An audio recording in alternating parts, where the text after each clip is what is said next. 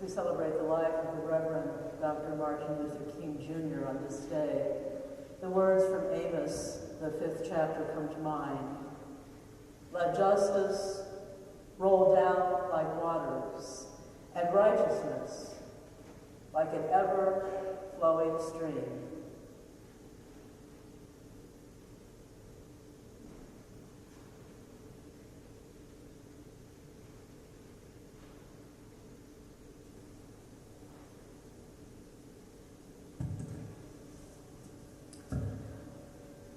The sermon from which these excerpts have been taken was delivered by the Dr. Martin Luther King Jr. in Memphis, Tennessee on April 3rd, 1968.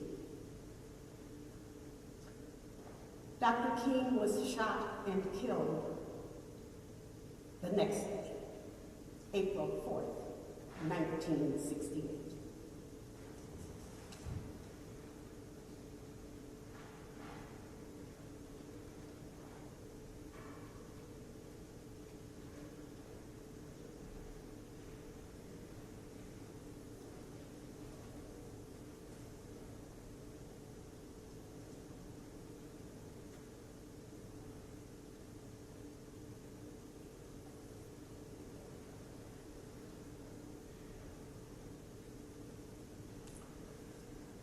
And now, my brothers and sisters, I give you the Reverend Dr. Martin Luther King, Jr.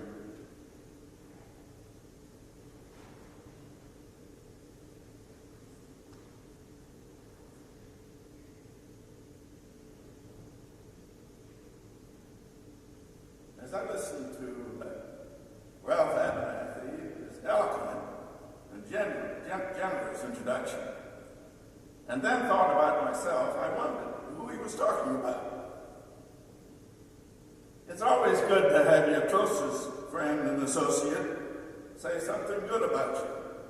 And Ralph is the best friend I have in this world. I'm delighted to see each of you here tonight. In spite of the storm warning, you reveal that you are determined to go on anyhow. Something is happening in Memphis. Something is happening in this world. If I were standing at the beginning of time with the possibility of a general and panoramic view of the whole human history up to now, and the Almighty said to me, Martin Luther King, which age would you like to live in?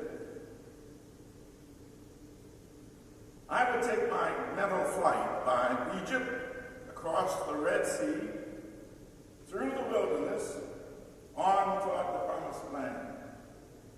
And in spite of its magnificence, I wouldn't stop there.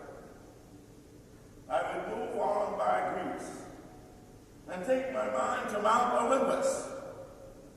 And I would see Plato, Aristotle, Socrates, Euripides, and Aristophanes assembled around the Parthenon as they discussed the great and eternal issues of reality.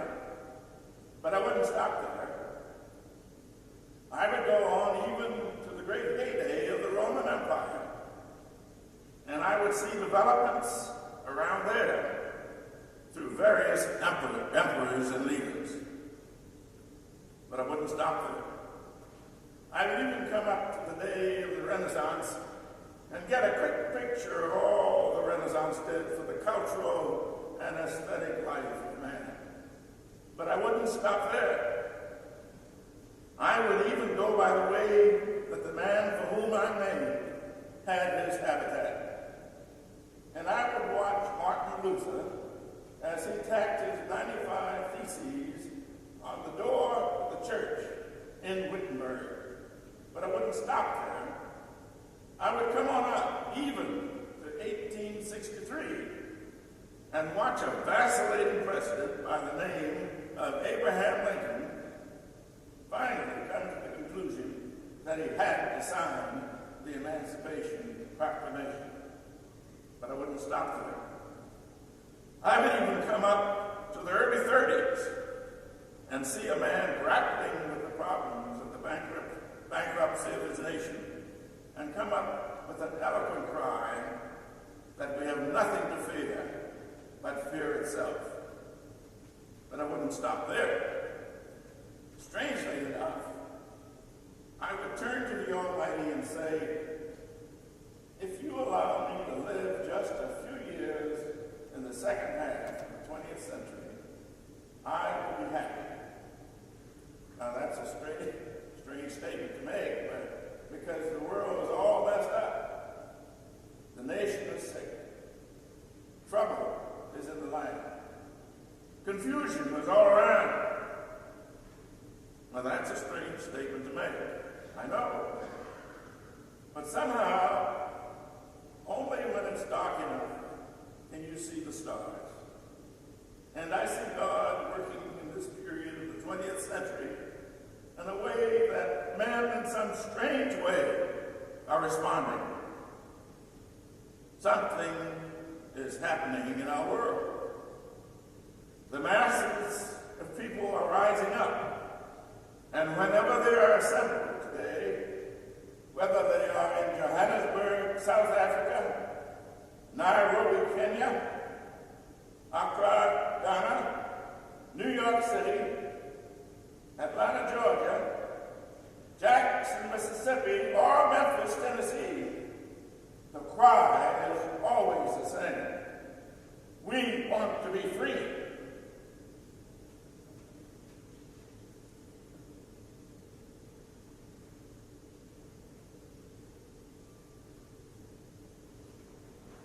And another reason I'm happy to live in this period is that we've been forced to a point where we're going to have to grapple with the problems that men have been trying to grapple with through history.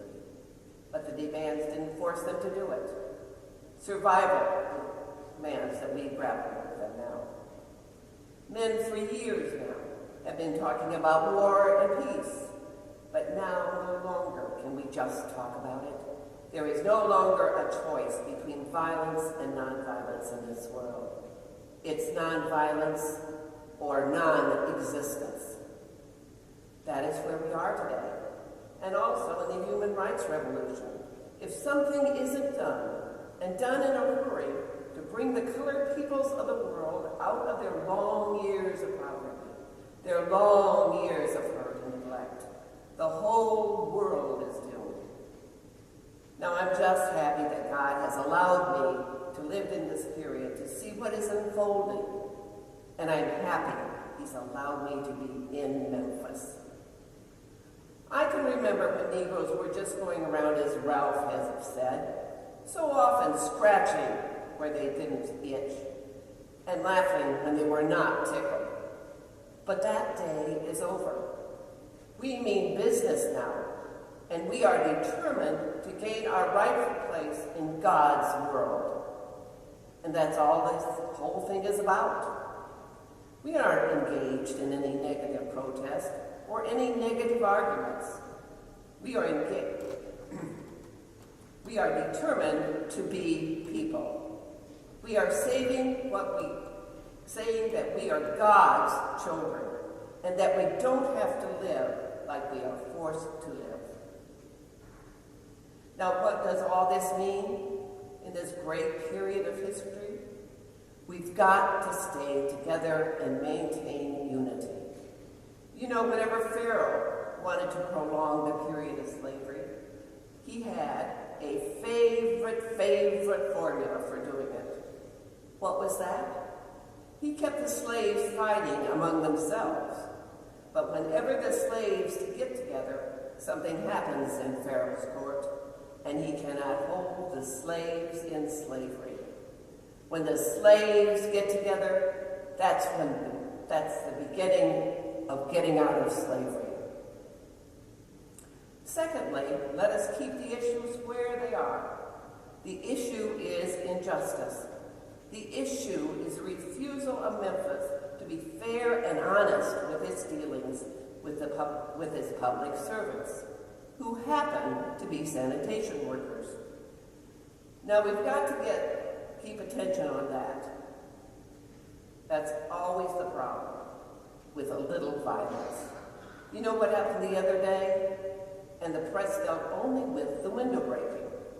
They very seldom got around to mentioning the fact that 1,300 sanitation workers were on strike, and that Memphis is not being fair to them.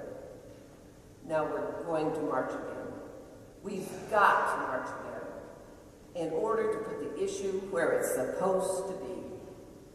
For when people get caught up with that which is right, and they are willing to sacrifice for it, there is no stopping point short of victory. We aren't going to let our enemies stop us. We are masters in the nonviolent movement in disarming police forces. They don't know what to do. I've seen them so often. I remember in Birmingham,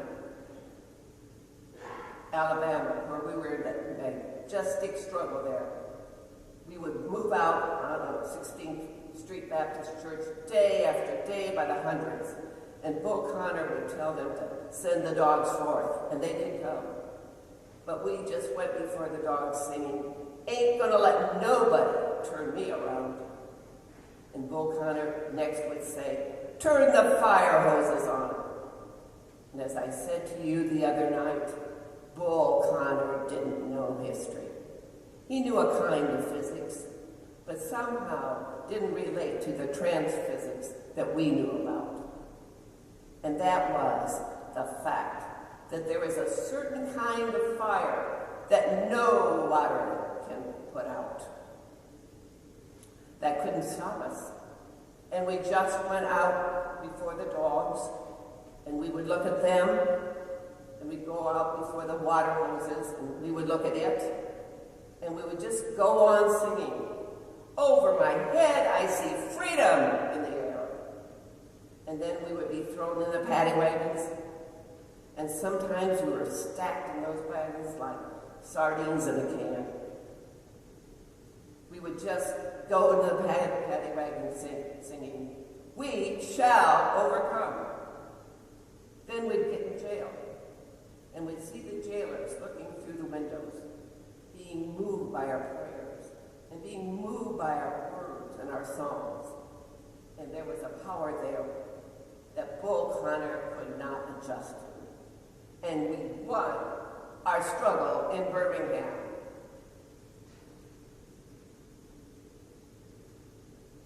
Now we've got to go on to Memphis just like that. I call upon you to be with us Monday. Now without injunctions.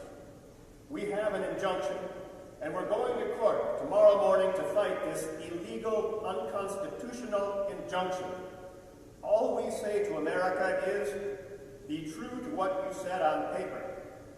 If I lived in China, or even Russia, or any totalitarian country, maybe I could understand the denial of certain basic First Amendment privileges, because they hadn't committed themselves to that over there.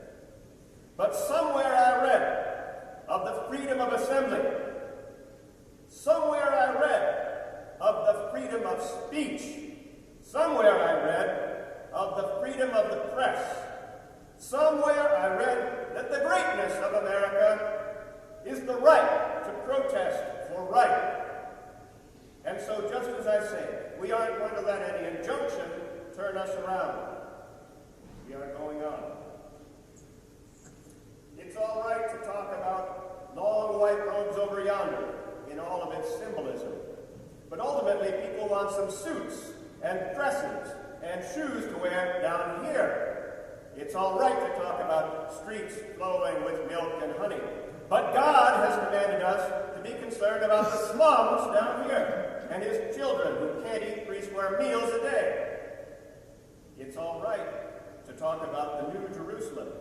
But one day, God's preacher must talk about the New York, the new Atlanta, the new Philadelphia, the new Los Angeles, the new Memphis, Tennessee. This is what we have to do. Now, the other thing we'll have to do is this. Always anchor our external direct action with the power of economic withdrawal. Now, we are poor people. Individually, we are poor when you compare us with white society in America. We are poor. Never stop and forget that collectively, that means all of us together, collectively we are richer than all the nations in the world, with the exception of 9. Did you ever think about that? Did you know that? That's power, right there, if we know how to pool it. We don't have to argue with anybody. We don't have to curse and go around acting bad with our words. We don't need any bricks and bottles. We don't need any Molotov cocktails. We just need to go around to these stores and to these massive industries in our country and say, God sent us by here to say that you're not treating his children right. And we've come by here to ask you to make the first item on your agenda fair treatment, where God's children are concerned. Now, if you are not prepared to do that, we do have an agenda that we must follow. And our agenda calls for withdrawing economic support from you. And so, as a result of this, we're asking you tonight to go out and tell your neighbors not to buy Coca-Cola in Memphis. Go by and tell them not to buy seal test milk. Tell them not to buy, what is the other bread? Wonder Bread. And what is the other bread company, Jesse? Tell them not to buy Heart's bread. As Jesse Jackson has said, up to now, only the garbage men have been feeling pain. Now we must kind of redistribute that pain. We are choosing these companies because they haven't been fair in their hiring practices. And we are choosing them because they can begin the process of saying they are going to support the needs and the rights of these men who are on strike. And then they can move on downtown and tell Mayor Loeb to do what's right. But not only that, we've got to strengthen black institutions. I call upon you to take your money out of the banks downtown and deposit your money in Tri-State Bank. We want a banking movement in Memphis. So go by the Savings and Loan Association. Put your money there. You have 6 or 7 black insurance companies in Memphis. Take out your insurance there. We want to have an insurance in. Now, these are some practical things we can do. We begin the process of building a greater economic base, and at the same time, we are putting pressure where it really hurts. I ask you to follow through here.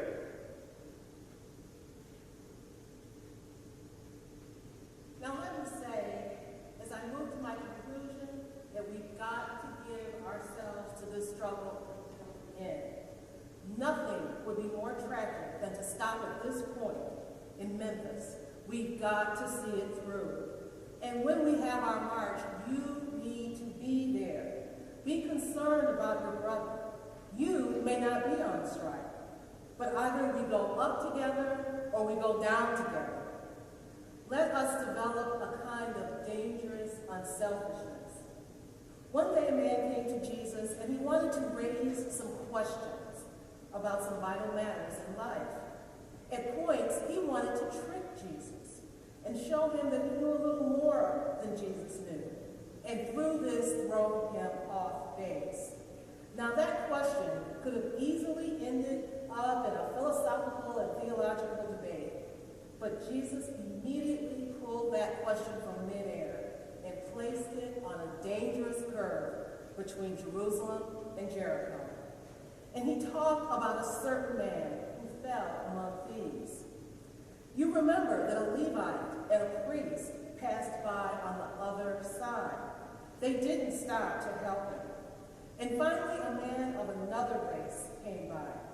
He got down from his feast, decided not to be compassionate by Christ, but administered first aid and helped the man in need.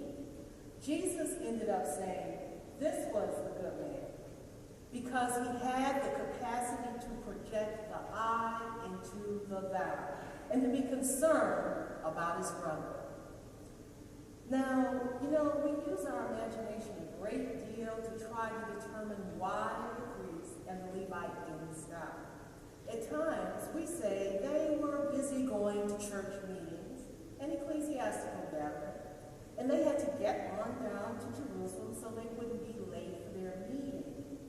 At other times, we would speculate that there was a religious law, that one who was engaged in religious ceremonials could not touch a human body 24 hours before the ceremony. And every now and then, we begin to wonder whether maybe they were not going down to Jerusalem or down to Jericho.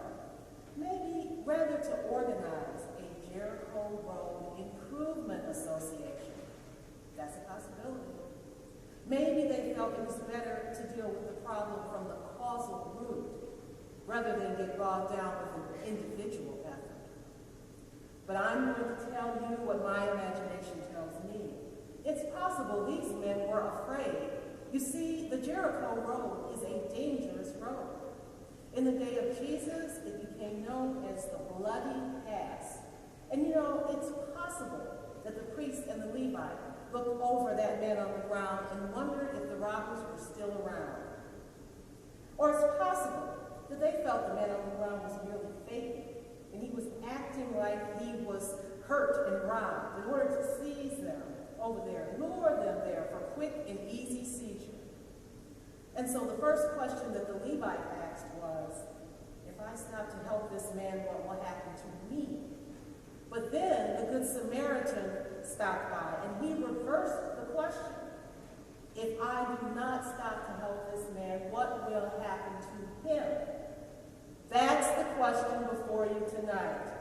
Not if I stop to help the sanitation workers, what will happen to all of the hours that I usually spend in my office every day and every week as a pastor.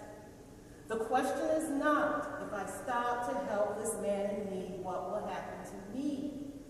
If I do not stop to help the sanitation workers, what will happen to them? That's the question. Let us rise up tonight with a greater readiness. Let us stand with a greater determination. And let us move on in these powerful days, these days of challenge, to make America what it ought to be. We have an opportunity to make America a better nation.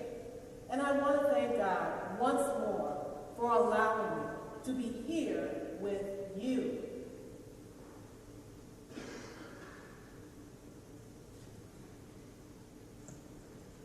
You know, several years ago, I was in New York City autographing the first book that I had written.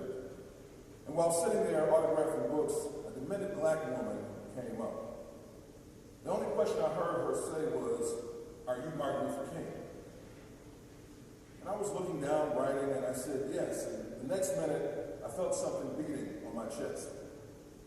Before I knew it, I'd been stabbed by this demented woman, and I was rushed to Harvard Hospital.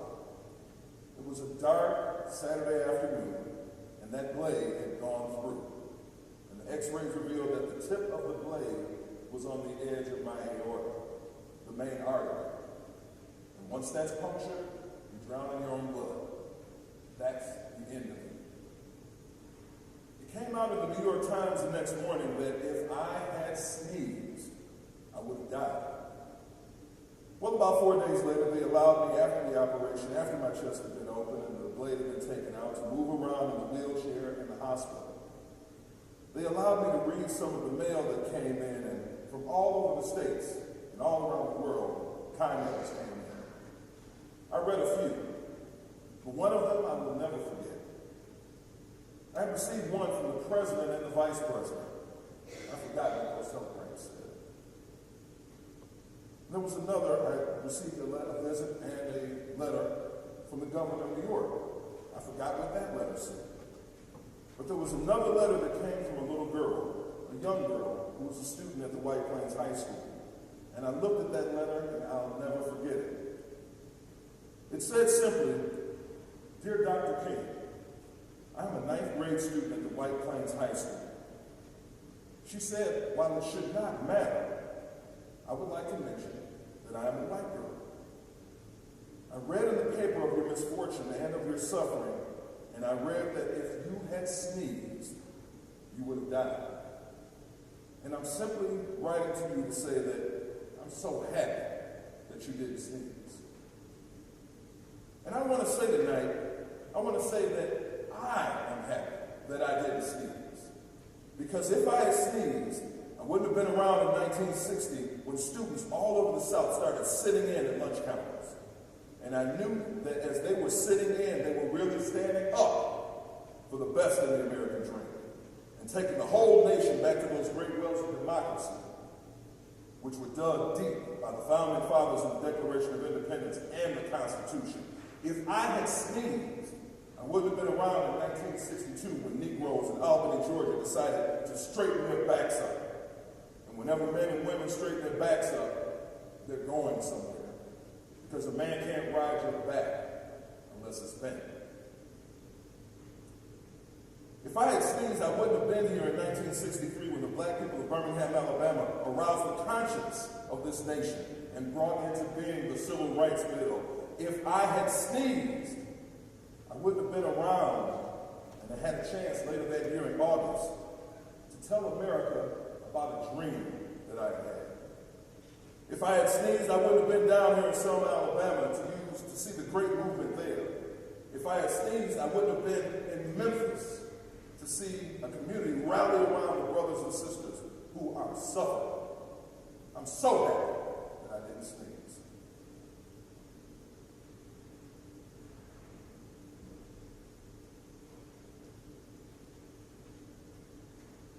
And it doesn't matter to me now.